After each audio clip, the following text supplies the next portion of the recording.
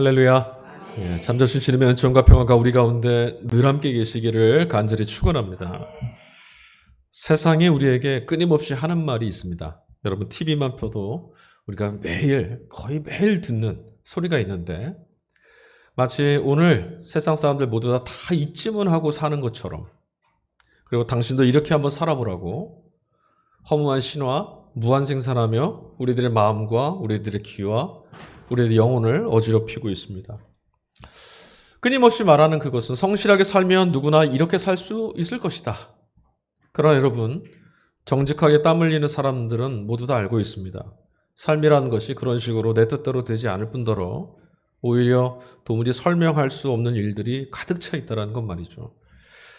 과연 그런 문제로부터 우리가 벗어날 수 있을지 없을지 이것은 일단 둘째치고, 일단 우리가 이런 상황에 놓이게 되면, 다시 말하면 내 뜻대로 되지 않는 삶의 자리에 덩그러니 놓여 있다는 걸 깨닫게 될 때쯤 되면 그야말로 황망하고 때로는 두렵고 괴롭고 삶 전체가 벼랑이 끝에 내몰려 있는 것처럼, 나 홀로 그곳에 있는 것처럼 고독하고 되돌아서지 못할 만큼 치명적인 상처를 줄 때도 있습니다.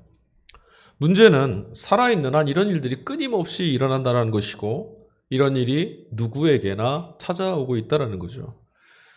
삶의 언저리에서 왜 이런 일이, 또는 왜 나에게, 이런 상처 입고 지친 이들의 물음과 질문은 지금도 끊임없이 이어지고 있습니다.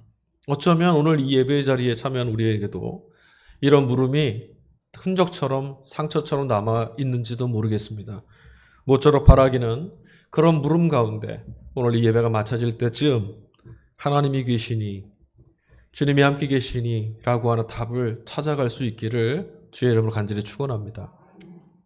오늘 우리가 읽은 일독서 구약 본문 창세기 말씀입니다. 아브라함, 이 본문에 등장하는 아브라함은요, 과연 인생이 무엇일까라고 하는 이 물음을 우리 스스로 한번 돌아보고, 정말 그것은 어떤 것들일까 질문해보게 하고 하나님 앞에서 이 물음을 갖고 씨름할 수 있도록 가르쳐주는 인물 중에 하나입니다. 많은 경우에 우리 아브라함 하면 하나님 앞에서는 믿음의 조상으로 인정을 받았고 남부러울 것 없을 만큼 많은 복을 누렸던 사람, 우리 이렇게 생각합니다. 그러나 여러분, 말씀 안에서, 창세기 말씀 안에 가만히 들여다보면 그가 하나님의 부르심을 받은 이후에 역사 속에서 사라지는 마지막 순간까지 살아왔던 시간은 결코 만만치 않았다는 걸 우리가 알 수 있어요. 성경 안에서 읽게 되는 어느 한편에서 보이는 그의 모습 말고 그 이면 속에 하나님의 말씀을 붙들고 살아가야 됐던 그의 놓여진 삶을 한번 우리가 생각해 본다면, 야, 참 만만치 않았겠구나. 어쩌면 굉장히 아찔아찔한 순간들을 살고 있었는지도 모르겠다, 우리에게 생각해 볼 수 있습니다. 사실 여러분, 아브라함이 하나님의 부르심, 초대를 받았던 때가 75살 때였잖아요. 그때 이후로 그의 삶이라는 것은, 하나님의 인도를 받았던 그의 삶이라는 것은 우리는 무지갯빛 아름답고 휘황찬란하고 형통한 인생으로 갈무리되어서 생각하지만 실제로 그 이후의 삶이라는 것은 늘 시험의 연속이었습니다. 아브라함이 경험했던 걸음들은 모두 다 하나님을 믿을 것이냐 믿지 않을 것이냐, 보이지 않는 하나님을 자신의 인생의 길로 삼고 따라갈 것이냐, 아니면 보이는 현실에 타협할 것이냐, 오늘 내 인생을 우겨싸고 있는 두려움 속에 질식하거나 굴복할 것이냐, 아니면 하나님의 구원을 의지하고 든든하게 늠름하게 서갈 것이냐, 선택의 자리였거든요. 그리고 그 시험들은 때로는 그의 인생에 있어서 하나님이 요구하시는 것들이 참 많았습니다. 첫 번째 시험이 뭐였죠? 75세 그를 찾아오신 하나님이 그에게 요구하신 것이 있었어요. 약속의 땅으로 같이 가자, 나와 함께 살자 말씀하시고 나서 그에게 말씀하신 대가가 하나 있었는데, 너는 본토 친척 아버지 집을 떠나라. 75세까지 그가 누려왔던 것들입니다. 그의 인생에 쌓여왔던 것들, 주어진 것들, 누려왔던 것들, 과거로부터 현재까지 지금 누리고 있는 그 모든 것들을 포기하라는 것과 다름없는 시험이죠. 그것 다 두고 나와 함께 가자. 그런 것들 다 아무것도 아닌 것처럼 여기고 내가 줄 은혜와 내가 인도할 복을, 내가 너에게 열어줄 인생을 바라보며 함께 가자. 하지만 그는 하나님께서 가져다 주실 내일을 바라보면서 기꺼이 지금까지 자신이 누려왔고 이루어왔던 모든 것들을 내려놓을 수 있었습니다. 그리고 드디어 오늘 본문 여기까지 왔습니다. 오늘 본문에서 그는 생애 마지막 시험을 치르게 됩니다.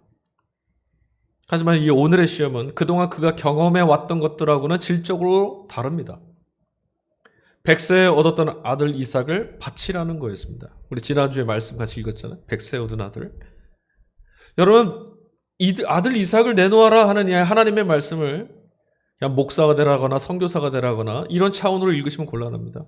말씀 그대로 목숨 내놓으라는 겁니다. 인신공양, 인신제사죠. 산제물로 바치라는 겁니다. 정말 말 그대로 끝판왕을 만난 거죠. 여러분, 이런 시험이 실제로 있다면 우리가 이 시험 앞에 견딜 수가 있겠습니까? 과연 이런 끔찍한 시험이 하나님께로부터 오고 있다는 것을 그는 도대체 어떻게 알았을까요? 저는 이것이 첫 번째 의문으로 제 마음속에 일어납니다. 과연 이런 물음을, 이런 도전을, 이런 시험을 받았을 때 하나님이 지금 나에게 이런 시험으로 인도하시는구나라고 그가 어떻게 믿었을까? 우리는 그저 모든 것이 끝나고 나서야 비로소 하나님께로부터 오는 시험인지 아닌지를 그때서야 알 수 있는 사람들입니다. 막상 시험을 통과하고 있을 때는 전혀 모릅니다. 그냥 고통스러운데 시험을 다 지나고 보면 하나님이 은혜 가운데 인도하셨구나. 이 시간을 통해서 나를 여기까지 인도하셨구나. 이 시간을 통해서 나를 이만큼 성장시키셨구나 알게 되죠. 그래서 지나온 시간들이 연단이었구나. 이렇게 우리 해석합니다. 그러나 정작 당사자에게는 시험이라는 것은 언제나 치명적이고 절망적인 것, 아픕니다. 근데 이거를 우리는 잘 이해하지 못합니다. 그래서 섣불리 제3자 입장에서 타인이 겪고 있는 고난을 무조건 시험 운운하고 연단 운운하면서 신앙적 열심을 채근하고 왜 그렇게 못하느냐 윽박지를 때도 있습니다. 고난 가운데 있는 이들에게, 시험 가운데 있는 이들에게 하나님이 시험하시니까 넉넉히 이겨내라고 부축입니다. 그러나 정작 우리가 시험 가운데 있을 때는 그 시험은 불같습니다. 출구까지 나오면 빛이 보이는 것은 사실입니다. 하지만 터널 안에서는 여전히 어둠만 보이죠. 그게 우리입니다. 각자가 짊어진 고난이라는 것은 그 고난을 지나고 나서야 시험이었다, 연단이었다 해석될 수 있다라는 것. 이런 선에서 오늘 아브라함 이야기를 우리 다시 한번 좀 읽어봐야 될 것 같습니다. 앞서 말씀드렸지만 지금까지 살아온 과거와 현재를 포기해야만 하는 하나님을 믿고 하나님을 신뢰해야만 따라갈 수 있었던 첫 번째 시험으로부터 아브라함은 가나안까지 이르러서 계속 시험을 경험했습니다. 생존이 위협받는 상황, 가뭄 때에도 하나님의 말씀을 의지해서 살 것이냐, 풍요를 가져다주는 다른 땅으로 갈 것이냐 시험에 있었고, 조카였던 롯에게 더 좋고 더 아름답고 더 좋은 땅을 양보할 때도 그는 시험에 있었고요. 그런 시험이 연속될 때 아브라함은 용케도 또 기특하게도 하나님 편을 선택하는 방식으로 그 시험을 잘 치러왔습니다. 실제로는 그렇습니다. 여러분, 아브라함의 경우는 이 시간들도요, 우리 인생과 삶에 직접 적용해보면 이 시험 만만치 않습니다. 눈앞에 보이는 것에 당장 굶고 삶이 어려워지고 삶이 무너지고서 비틀거릴 때 하나님 말씀만 의지하며 내일을 의탁하는 거 쉽지 않습니다. 다른 누군가에게 더 아름다워 보이고 좋아 보이는 것들을 양보하는 것 쉽지 않습니다. 하나님을 믿을 때만, 하나님을 신뢰할 때만 가능한데 아브라함이 그 시험들을 용케 잘 이겨냈어요. 그런데 이제 다시 그 앞에 펼쳐진 이 마지막 시험은 무게가 달라도 너무 다르다라는 거죠. 여러분, 부모란 존재가 어떤 존재입니까? 자식에게 제 인생 모든 것 걸고 살아가는 존재가 부모 아닙니까? 자기가 했었던 모든 것들을 다 양보하고 자신의 인생 모두를 그 안에 수렴해도 전혀 후회하지 않는, 자녀에게 자신의 모든 것들, 인생 전체를 걸고 살아가는 것이 아마 부모일 겁니다. 그러니까 부모에게 있어서 자식은 그냥 내가 낳은 아들, 내가 낳은 딸, 우리 가족 이런 차원이 아니라 자기 자신의 미래이고 고스란히 자기 자신의 희망이며 자기 자신이 여기까지 살아온 여기 존재하는 모든 운명 전체라고 해도 과언이 아니죠. 그러니 내 자식 위에 목숨 내놓겠다란 말 하는 거 아니겠어요? 그런데 아브라함의 시험지에 떡하니 아들 이삭을 내놓아라, 이런 문제지가 좀 출제되어 있는 거예요. 여러분, 사람들이 낙심하고 절망하는 이유가 뭐라고 생각하십니까? 오늘 우리가 직면하고 있는 문제 때문에 낙심하고 절망하고 일어나지 못할 만큼 형편없이 무너지는 그런 걸까요? 그렇지 않은 것 같습니다. 실은 무엇이 없다, 실패했다라는 것, 비교에 내몰려서 사람 망하는 거 아닙니다. 아무리 힘겹고 서러운 인생이라 할지라도 내일만 있다면, 오늘과 달라질 수 있다라는 가능성만, 그런 소식만 우리가 들을 수 있다면 사람 무너지지 않습니다.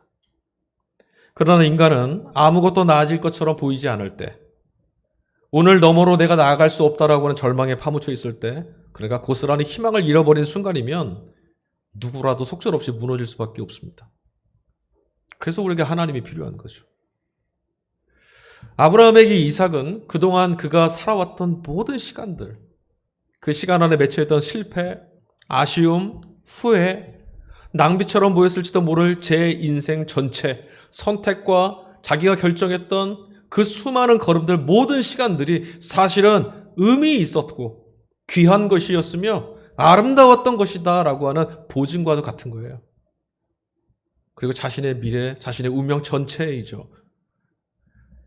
그러므로 이삭을 내어드린다라는 것은 지금 아브라함 입장에서는 자기 인생 전체, 자기 존재의 의미 전체가 다 지워지는 것과 같은 겁니다. 삶을 송두리째 빼앗기는 거죠. 그래서 지금까지 지나왔던 삶, 붙들고 있던 것, 내가 누리는 것들, 내가 얻은 것들은 아낌없이 하나님께 양보할 수 있었고 하나님 편에서 믿음을 선택할 수 있었지만, 그런 문제에 있어서만큼은 자유로웠지만 이상만큼은 양보할 수가 없었습니다. 과거와 현재까지는 다 양보해 드릴 수 있었지만 나의 내일까지는, 나의 운명까지는, 나의 모든 것은 내려놓기 너무 어려웠던 거죠. 하나님께서 인신제사를 요구하던 고대 근동의 우상들처럼 이삭을 제물로 바치라고 하시는 이 터무니없는 요구를 하실 리가 없을 거야. 아마 아브라함 이렇게 생각하지 않았을까요? 그럴 리가 없어, 하나님이.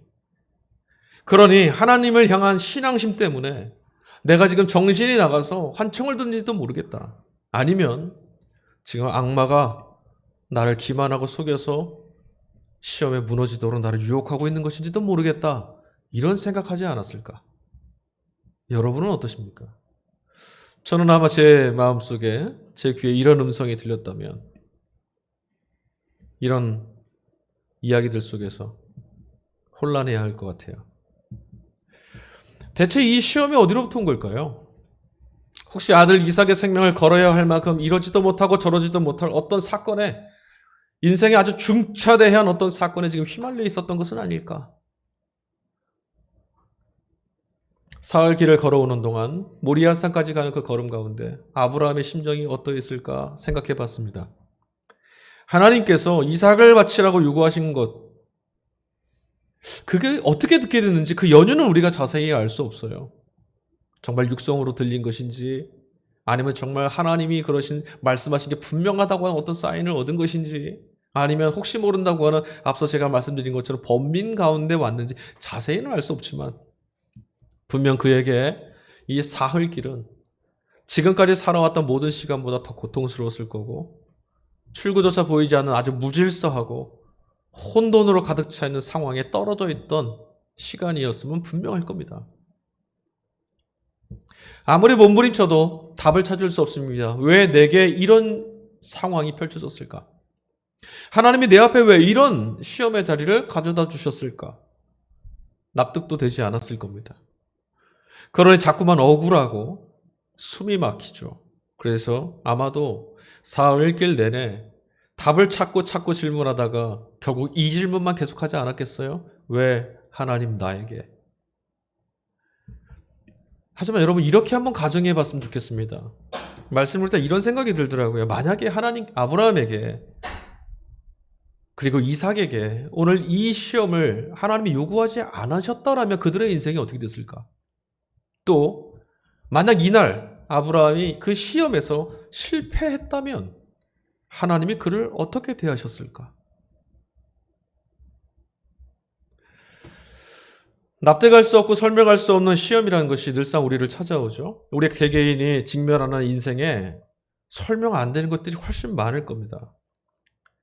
누구만의 문제가 아닙니다. 이것은 모두에게 찾아오는 일들이죠. 왜 내가 바라는 일들은 어그러지고 원치 않는 일들은 자꾸 일어나는 것인가?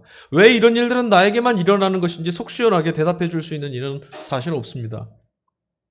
이럴 때 우리들은 너무나 쉽게 조급함에 내몰리게 되고 내 믿음이 부족해서라고 하는 정죄감이 떨어지기도 하고 미처 내가 모르고 있는 어떤 신령하고 숭고한 하나님의 뜻이 있을 것이라고 자위하고 싶어 합니다. 질문을 조금만 더 확장해 볼게요. 여러분, 왜 난민들의 탐배가 침몰해야 했습니까? 본질적으로 왜 그들은 그런 나라에 태어나야 했을까요? 지진이나 홍수는 왜 일어났고 태풍은 왜 불고 어떤 사람들은 사고로 왜 죽어야 합니까? 왜 그때가 아니고 지금 일어나는 일들이고 왜 나는 아니어야 했습니까? 그들은 왜 죽고 나는 여기 남아있는 것일까요? 우리 중에 누구라도 이 물음을 책임성 있게 답할 수 있는 이가 과연 있을까요? 하나님은 이런 뜻을 갖고 계셨어 라고 말할 수 있는 사람이 누가 있을까 싶습니다. 그러나 정직하게 그리고 포기하지 않고 이 물음을 붙들고 나아가다 보면 똑같이 동일하게 도착하는 곳이 있습니다. 우리는 아무것도 답을 모르지만 결국 이런 상황이나 이런 문제가 아니라 그때 우리에게 남는 마지막 물음, 마지막 깨달음, 그것은 무엇이냐면 나는 도대체 누구일까? 그리고 그는 누구이실까? 여러분, 우리는 이런 순간에야 비로소 하나님을 질문합니다. 하나님, 그분은 누구이실까? 모든 것이 잘 풀리고 내가 바라는 대로 될 때, 여러분, 그때는 우리가 하나님을 볼 수가 없습니다. 하나님의 은혜라고는 하지만 그런 상황에 만족하고 있는 내 자신에 빠져들 뿐이에요. 실은 우리는 우리의 무능, 우리의 고난, 우리의 역경, 우리가 아무것도 내 삶을 구원해낼 수 없다라는 막다른 골목에 도착했을 때 그때 질문합니다. 하나님, 당신은 누구이십니까? 그렇더라고요. 오늘의 이야기는 결국 이 본문의 말씀은 하나님께서 이삭을 죽이려고 했던 그의 손을 강하게 붙잡고 멈추게 하셔서 대신에 직접 준비하신 순양을 그에게 제시해 주셔서 하나님의 배제사를 아름답게 지내고 돌아오는 이야기로 끝을 맺죠. 아브라함도 하나님 시험에 통과했고 이삭도 목숨을 구했습니다. 그리고 이 일을 계기로 오늘 말씀을 보니까 이스라엘 사람들이 주님의 산에서 준비될 것이다. 여호와 이레라고 고백하게 됐다고 합니다. 하나님은 준비하시는 분이시다. 우리말 성경은 여호와 이레를 이 본문 말씀 그대로 아브라함의 말을 인용해서 이스라엘 사람들의 말을 인용해서 하나님이 준비하신다라고 해석하고 우리들에게 소개하고 있습니다. 하지만 히브리어 단어 이레라고 하는 단어는 실제로는 준비하다라는 말보다는 바라본다, 지켜본다라는 의미로 훨씬 더 많이 사용되는 단어입니다. 그럼 여러분 의미가 좀 달라집니다. 여호와 이레라는 말씀은 하나님이 지금 보고 계신다. 그런 뜻인 거예요. 모리아산에서 대체 하나님께서 뭘 보고 계셨을까요? 말씀에 순응하기 위해서 철저히 자기 자신을 부인하고 자신의 인생, 자신의 운명 모두를 포기하고 자기 자식 가슴 위에 칼날을 들이밀고 있던 아브라함을 보고 계셨을까요? 아니면 믿음 때문에 자신의 목숨을 앗아가려고 하는 벌겋게 충혈된 아버지, 그 아버지로 인해서 공포와 절망에 얼어붙어 있던 이삭을 보고 계셨을까요? 그도 아니면 산미처 어딘가에서 그저 무사하게, 그저 무탈하게 아들 하나 돌아오기를 가슴 졸이며 기다리고 있었을 사라를 보고 계셨을까요? 오늘 이 본문의 말씀, 이 대목, 여호와 이레라고 하는 이 대목 때문에 오늘 이 말씀이 우리 안에서 너무나 자주 절대적 순종과 믿음을 권면하는 말씀으로 갈무리 되고 설교되고 읽혀지고 맙니다. 이런 식이죠. 아낌없이 하나님께 순종한다면, 네 목숨이라도 내어낸다면, 네 자식이라도 내어준다면 결국 하나님이 다 갚아주실 것이다. 하나님이 다 갚아주실 것인데 여러분 다 내어드릴 수 있겠습니까? 내 생명 말고 내 자식 생명. 본문에서 우리가 주목해야 될 것이 있어요. 아브라함도 아니고 이삭도 아닙니다. 이 본문은 아브라함을 주목하고 이삭을 주목해서는 결코 풀어낼 수 없습니다. 이 본문이 우리에게 말하고 있는 주목하라라고 요구하는 대상은 바로 하나님입니다.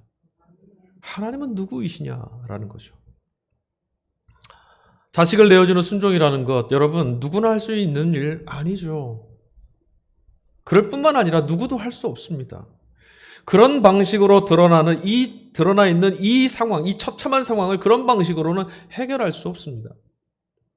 그리고 그런 상황에 놓여진 우리를 지금 누가 보고 계시는가? 여호와 이레라는 말씀이 하나님을 집중하지 않으면 아브라함이 얼마나 순종 잘했냐, 얼마나 잘 믿었냐 이것만 집중하면 이 말씀은 너무나 허무한 메아리가 되고 맙니다. 여러분 도대체 우리 인생 앞에 서 계신 하나님이 누구이실까요? 여러분은 하나님을 어떤 분으로 지금 대면하여 보고 있고 하나님의 말씀을 어떤 분의 말씀으로 듣고 계십니까? 이와 관련돼서 우리가 곱씹어봐야 될 말씀이 한 구절이 있습니다. 창세기 4장 26절 말씀입니다. 셋도 아들을 낳고 그의 이름을 에노스라 하였으며 그때 사람들이 비로소 여호와의 이름을 불렀더라. 에노스가 태어난 날 도대체 무슨 일이 있었길래 사람들이 여호와 하나님의 이름을 불렀을까요? 에노스라고 하는 이름이 뜻이 아담하고 똑같은 뜻입니다. 사람이란 뜻입니다. 그러니까 사람이 태어난 날 사람들은 사람이 태어난 장면을 보고 하나님의 이름을 불렀답니다. 아니 사람이라면 그 전에도 계속 있었고 근데 왜 이날 무슨 일이 있었길래? 창세기의 족보 이야기를 읽다 보면 에노스가 태어난 날 죽음이 처음 발견됩니다. 누구? 아담의 죽음입니다. 그때 아담이 죽습니다. 살아갈 날만 볼 때는 하나님이 보이지 않았는데 인간은 죽는구나.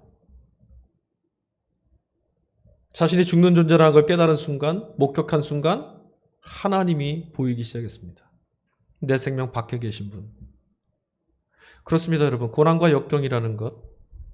앞서 말씀드렸지만 스스로 벗어날 수 없는 절망과 무력감 속에 이를 때 그때 우리에게 은혜가 있는데 하나님을 뵐 수 있습니다. 다 깨어지고 다 잃어버렸다고 망했다고 생각했는데 바로 그곳에서 우리가 하나님의 모습을 뵐 수 있다라는 겁니다. 그러나 여러분 그렇다고 해서 고난 앞에 설 때 누구나 다 이렇게 응답하는 건 아니죠. 고난이 찾아왔다고 누구나 주님의 이름을 부르고 환난 가운데 있다고 자신의 무능을 발견했다고 그런 상황에 내몰렸다고 누구나 하나님의 이름을 부르는 건 아닙니다. 중요한 것이 있습니다. 주어진 제 자신의 인생 앞에서 내 자신이 얼마나 무능한지 내 안에 생명이 없다라는 건 내 안에 구원이 없다라는 것을 얼마나 통렬하게 직면했는지 그런 사람 내 안에는 구원이 없구나. 구원이 내 안에 없다는 걸 깨달은 사람만이 구원을 가져다 주실 하나님의 이름을 부를 수 있습니다. 오늘 우리 살아가는 모습을 한번 볼까요? 이렇게 하고 저렇게 하고 이렇게 열심히 하고 저렇게 열심히 하고 삶의 자리 곳곳마다 교회 안에서도 우리의 열심이 과연 하나님께서 주어지는 하나님이 주어주시는 그 생명과 은혜에 대한 감격이 동기가 되어 있는지 아니면 그런 것들을 이런 방식으로 얻고자 하는 것인지 모양은 다 귀합니다. 그렇게 하지 말라는 거 아니에요. 삶도 어디든 우리 열심히 성실하게 살아가야 되는데 무엇 때문에 그리 하냐는 거죠. 구원이 내 안에 없다는 걸 깨달은 사람들은 하나님의 이름을 부르기 시작하고 하나님께 구원이 있으므로 나를 불쌍히 여겨달라는 외침을 하나님은 들으십니다. 하나님은 전능자이시고 생명의 주인이시죠. 하나님은 주권자십니다. 여러분 하나님이 주권자시라고 하는 성경의 말씀이 뭐 말하는지 아십니까? 애당초 생명은 하나님께만 있다라는 뜻이 바로 그가 주권자시라는 말씀입니다. 그러니 그가 어떤 선택을 하시든 무엇을 하시든 우리는 그 뜻을 다 헤아릴 수도 없고 그분의 일하심과 그분의 뜻 가운데 무엇을 보태거나 더할 수도 없습니다. 애초에 하나님이 천지를 창조하셨을 때 우리의 동의는 필요 없었습니다. 우리에게 주어진 시간을 닫고 완성하신 그날도 도대체 언제입니까? 우리는 묻지만 하나님은 그 우리의 물음에 답하실 책임이 없습니다. 그분이 주권이기 때문에 그렇죠. 그렇다면 우리 이런 질문을 또 할 수 있어요. 이 사람이 이렇게 살든 저렇게 살든 이런 길이든 저런 길이든 다 하나님 뜻이라면 제 아무리 노력하고 제 아무리 열심히 성실하게 살아도 그분의 뜻에 의해서 다 결정되는 것이라면 제 인생 살아간다는 게 무슨 의미가 있을까? 그런 생각 들지 않으세요? 하나님이 주권이시고 다 섭리 가운데 일하시고 다 이끄시는 것이라면 내가 뭐 할 게 있을까? 여러분, 원에서 태어난 사람은 아무도 없죠? 여러분, 나는 한국에 태어나고 싶다고 하나님께 소망을 아뢰시고 그 소망에 응답되셔서 여기 태어나셨습니까? 원에서 생명 얻은 사람은 하나도 없습니다. 이걸 뒤집어 말하면 무슨 뜻입니까? 달리 말하면 우리 중에 누구도 값도 치르지 않고 아무런 조건도 없이 살아갈 수 있는 생명을 지금 얻고 누리고 있다는 겁니다. 알 수 없다라는 건 무의미하다는 것이 아니라 내 공로가 거기 안 들어있다는 거죠. 주어진 거죠. 하나님은 주시는 분이십니다. 성경은 우리에게 끊임없이 말씀하세요. 그분은 풍성하셔서 아낌없이 주시는 분이라고. 얼마를 주시든 또 무엇을 주시든 우리는 그저 감사하면서 하나님의 것을 누릴 수 있을 뿐입니다. 왜 주시는 거냐고요? 모르겠습니다. 저 사람보다 내가 더 잘나서? 아닙니다. 전능자이신 하나님, 모든 생명이 주님께 있음을 믿는 신앙이 바로 이런 겁니다. 하나님께로부터 왔으니 기꺼이 감사한 일이고 하나님이 인도하시는 삶이니 귀한 삶이며 어떤 상황에 있을지라도 이는 하나님께로부터 왔다라고 인정하는 것. 예, 이것이 창조신앙이고 하나님이 주권자이시라는 고백입니다. 이런 사람들에게만 주어지는 상급이 있다라고 성경이 말씀하고 있습니다. 그 상급이 뭘까요? 하나님이 주권자이시다는 걸 인정하고 받아들이고 제 삶을 살아가는 이들에게 하나님은 선물을 주시고 상급을 주신다는데 그게 뭔지 아십니까? 오늘 복음서 말씀에 예수님 말씀 안에 그 답이 들어있습니다. 예수님께서 제자 12를 세우시고 나서 그들을 파송하시면서 하셨던 말씀입니다. 그 말씀 안에서 예수님도 상에 대한 이야기를 하시더라고요. 10장 41절 후반절, 절대로 자기가 받을 상을 잃지 않을 것이다. 무슨 상일까요, 이게? 우리는 대부분 주님께서 지금 무엇을 말씀하고 계시는지 이거와 전혀 무관하게 우리 자신이 그렇게 원하고 바라고 얻고 했던 것들, 가지려 했던 것들을 주님이 말씀하신 이 상으로 기대하곤 합니다. 아마 이런 거 주시겠지. 이보다 더 좋은 거 주시겠지. 그것들이 복이라고, 그것들이 상이라고 생각한 채 그래서 이 땅에서 헌금 많이 하고 전도 많이 하고 신앙생활 열심히 하면 상 많이 받을 거라고, 그렇지 않으면 부끄러움을 면치 못하게 될 것이다라고 성도들을 몰아갈 때도 있고, 우리도 그런 강요에 부질없이 내몰릴 때가 있죠. 불안해서. 아니면 죽은 다음에 천국에 가면 보상받게 될 터이니 지금은 참고 견디고 꾹꾹 슬픔과 아픔을 삼켜내며 살아라. 이렇게 가르칠 때도 있습니다. 그러나 여러분, 천국이라는 것은 그런 식으로 더 많이 가진 자와 더 갖지 못한 자, 능력이 있으면 인정받고 능력이 없으면 인정받지 못하고 내 공로가 있으면 인정받고 내 공로가 없으면 인정받지 못하는 그런 땅이 결코 아닙니다. 그렇다면 여러분, 이제 다시 한번 질문해 봅시다. 과연 우리가 받을 상, 하나님이 우리에게 주시는 상, 그건 뭘까요? 자, 제자를 세우시는 대목, 오늘 본문 말씀 앞에 보니까 예수님이 10장 2절 보니까요, 12제자를 세우셨는데 제가 이름을 좀 읽어드릴게요. 베드로라 하는 시몬을 비롯하여 그의 형제 안드레와 세베대의 아들 야고보와 그의 형제 요한, 빌립과 바돌로메, 도마와 세리, 마테, 알페오의 아들 야고보와 다데오, 가나나인 시몬 및 가룟 유다. 자, 이 제자들의 면면을 보시면 어떤 생각이 좀 드십니까? 저는 이 본문을 읽다가 그런 생각 들었어요. 아니, 왜 저런 인간들을 제자 세우시지? 그런 생각 안 드셨어요? 다 투성이인 사람들이에요. 하나님 말씀을 안 듣고 죄인들이었어요. 게다가 예수 그리스도를 팔아넘긴 자도 있어요. 면면을 봐서는 정말 교회 공동체 안에서도 이런 분들 참 어려워요. 과격하고 성격 급하고 자기 마음대로 하고. 요한과 야곱은 뭐라 그랬어요?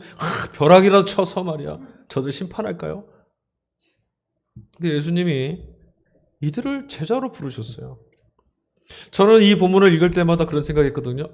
주님과 달리 저런 사람들은 제자로 택하면 안 되는 이유만을 자꾸 난 봤는데 예수님 그거 안 보시고 그 사람을 부르시더라고요. 그리고 실제로 이 제자들 몇몇 정말 실망스럽게 그지 없었다는 건 사실이기도 했는데도 우리가 인정하든 인정하지 않든 예수님은 그들을 택하셨습니다. 그들의 능력이나 사람 됨됨이 혹은 믿음이 좋아서 아니었습니다.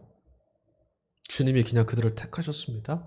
제자로 부르셨습니다. 그리고 당신이 그리하셨듯이 하나님 나라가 가까이 왔다라고 하는 천국 복음을 전하는 일과 병든 사람들과 귀신 들린 자들을 고쳐주는 사명을 자신에게 맡겨진 하늘 사역을 그들에게 허락하셨고, 그들이 그런 말씀을 전하고 사역하는 일, 하나님 나라의 일들을 감당하는 일들을 정말 온몸으로 온 인생으로 감당할 수 있는 제자로 일궈내셨어요. 제자는, 예수 그리스도의 제자들은 이런 일 하는 사람들이고, 이런 일 하지 않으면 예수 제자 아닌 거죠. 근데 이들은 그런 사람들이 됐습니다. 그러니 여러분, 제자들은 이미 상을 받았습니다. 무슨 상일까요? 주님께서 말씀하셨던 그들은 결코 상을 잃지 않을 것이다 했던 그 상이 무엇인지 눈에 들어오십니까? 예수 믿고 구원 얻는 것, 제자의 부름을 받는 것, 하나님의 백성으로 하나님 나라의 사람으로 부름받은 것, 성도에게 주어진 상급입니다. 여러분, 이거보다 더 큰 상급은 없습니다. 예수님이 이 상 얘기했습니다. 하나님 나라라고 하는, 그 나라 백성이 됐다라고 하는, 그 나라가 너희 것이라고 하는 상. 이거와 다른 상을 얘기한다면 그건 교회 아니죠. 예수 제자들은 그것 말고 다른 상 원하지 않습니다. 제자에게 주어지는 일, 제자로 살아간다는 것 자체가, 누구의 제자예요? 그리스도의 제자로 살아가는 것 자체가 바로 하나님 일입니다. 그리고 그 일이 하나님 일에 참여하는 겁니다. 다른 것들은 다 비본질적인 것이고, 다른 것들은 다 불필요한 것들입니다. 죽음이 이르렀을 때 다 사라지는 것들, 하나님 나라에 들어갈 때 다 불에 탈 것들입니다. 분명한 것이 있죠. 오직 하나님 일에 마음을 빼앗긴 사람들, 예수를 그리스도로 믿는 이들에게, 그들에게만 맛볼 수 있는 기쁨이고, 그런 사람들에게만 주어진 상급이라는 거예요. 여러분들에게 이것이 상급입니까? 네, 그렇다면 여러분은 그리스도의 제자가 맞습니다. 사도 바울은 오늘 읽었던 서신서 말씀, 로마서 말씀에서 일독서 본문 속에 등장했던 아브라함과 이삭의 모습에 당황했던 우리들을 하나님 아버지와 그 아들 되신 예수 그리스도가 서 계신 장면으로 이끌어갑니다. 아브라함에게 아들 이삭을 내놓으라고 말씀하셨던 하나님께서 자기 자신에게도 동일한 요구를 하셨어요. 아브라함에게 네 자식 내놓으라 했던 하나님께서 자기 자신에게도 아들을 내놓으라는 요구를 하셨어요. 그리고 그 요구를 실행에 옮기셨죠. 당신의 아들은 죽임당했습니다. 결정적인 순간에 하나님은 아브라함의 칼든 손을 붙들어 멈추게 하셨지만 자기 아들의 손과 발을 꿰뚫고 있던 못과 옆구리를 찌르던 창은 막지 않으셨습니다. 아브라함의 미래를 지켜주시겠다고 이삭을 칼로 찌르던 그 손을 멈추게 하신 하나님이 당신 자신의 미래와 인류 전체의 미래를 포기하신 것처럼 아들을 내놓으셨습니다. 그 대가로 당신의 나라와 미래가 고스란히 우리에게로 담겨졌습니다. 그러니 우리는 하나님께 아무것도 따져 물을 수가 없습니다. 그러니 우리는 하나님께 불평을 늘어놓을 수도 없습니다. 당신의 아들을 죽음에 내몰은 대가로 우리에게 주신 이 모든 것이 은혜이기에 이 모든 것은 또한 하나님의 주권일 뿐입니다. 오히려 우리는 이미 하나님께로부터 넘치는 상급을 받았고 하나님의 자녀가 되었고 하나님 나라의 일을 하는 교회가 됐습니다. 지금도 시험 가운데 내몰린 이들의 곁에 하나님이 함께 계십니다. 눈물 가운데서도 영원한 부르심의 상을 잃지 않게 하시려고 그곳에서 지켜보시는 분이 있습니다. 어둠이 자기 자녀를 삼킬까 봐, 죽음이 혹여 내 자식들 상하게 할까 지켜보고 계신 하나님이 계십니다. 아브라함 이삭의 가슴에 칼날 들이기 전에 지켜보시다 멈추게 하신 하나님이 저와 여러분의 인생의 자리에도 세상과 풍랑이 우리를 집어삼키려고 할 때 지켜보시던 하나님이 뛰어오실 겁니다. 멈추게 하실 거고 지켜내실 겁니다. 지금도 여러분 세상은 인간을 수단화하고 부품화하고 있습니다. 이 땅 곳곳에 자식을 위해서 울부짖는 나헬의 눈물들은 지금도 마르지 않고 있습니다. 하나님 눈에 제단에 올려져 희생당해도 좋을 자식이란 없습니다. 그러니 여러분, 세상에는 무시당해도 좋을 사람, 없어도 그만인 사람, 쓸데없는 사람 하나도 없습니다. 우리는 죽음의 지배 아래 떨어져 있는 이 세상, 기쁨과 감사, 생명의 능력을 상실한 이 세상을 향해서 하나님께서 가장 귀한 복음, 예수 그리스도를 보내주셨다라고 하는 이 일을 외치는 일에 부름받은 사람들입니다. 결코 누구에게도 빼앗기지 않을 상급을 이미 받았고 그 하늘의 귀한 상을, 그 하늘의 귀한 보배를 나누어주고 소개하는 일에 부름받은 하나님 나라 사람들인 거죠. 여러분, 이것이 우리에게 주어졌다는 사실이 믿어지십니까? 그리고 이것이 여러분의 상급이라는 것이 실감이 나십니까? 이런 상급을 받아 누리고 계십니까? 이것이 오늘 우리가 하나님께 집중하며 질문해야 될 물음입니다.